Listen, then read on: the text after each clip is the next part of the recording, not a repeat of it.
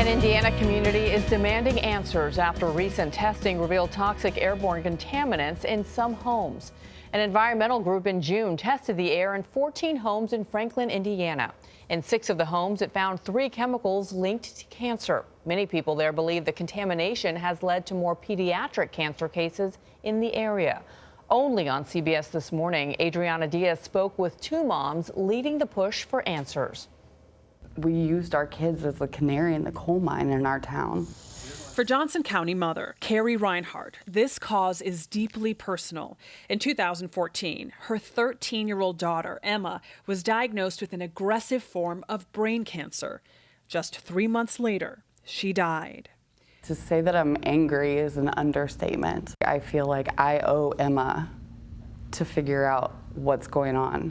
Reinhardt teamed up with fellow mom Stacy Davidson. Her stepson Zane was diagnosed with leukemia in 2014.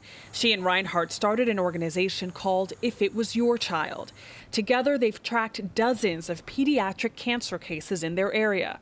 They believe they have enough to be considered a cancer cluster. After Zane was diagnosed, there were 9 children in 16 months diagnosed in the county. How was your first day of school? Davidson says Zane is one of the lucky ones. After 3 years of treatment, he's now in remission.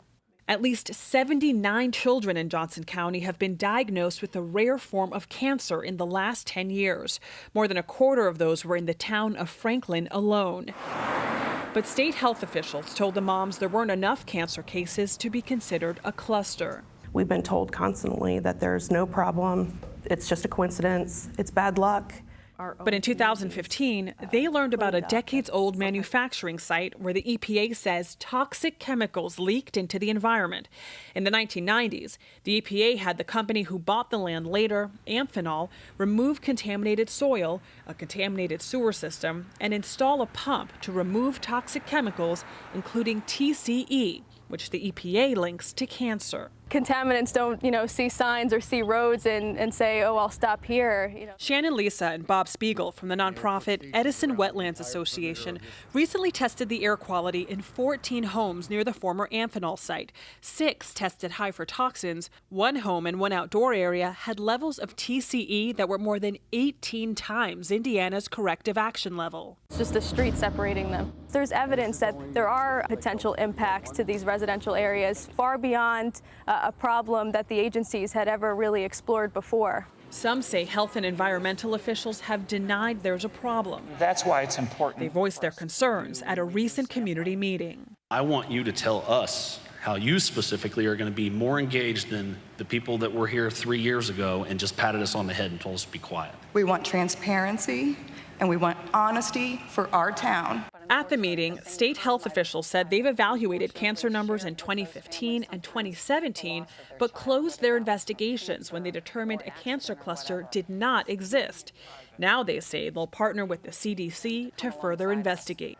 So they're actually going to go back and evaluate all the work that we've done in the past with regards to the cancer registry. The state's Department of Environmental Management offered to retest 2 of the homes that tested high for TCE. Back in the 90s that we did our sampling, we investigated the site. The EPA said they're working out an action plan for the former Amphenol site. This is kind of starting a little bit from scratch, but using the information we had in the past about where the contamination was found. My stepson went through 3.5 years of treatment, of hell.